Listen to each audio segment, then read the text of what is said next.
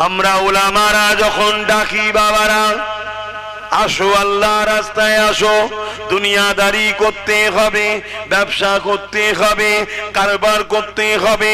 সংসার করতে হবে, ছেলে পুলে দিয়ে লালন পালন করতে হবে, গাড়ি বাড়ি বানাতে হবে, জমি জায়গা কিনতে হবে। ইসলামে কোনোটাতে নিষেধ নাই, শুধু একটা কথা বলেছে, তুমি হালাল ইনকাম করে করো, তুমি সংসারটা বৈধ সংসার করো, তুমি কারবারটা হালাল কারবার করো। তোমাকে যদি হালাল কারবারে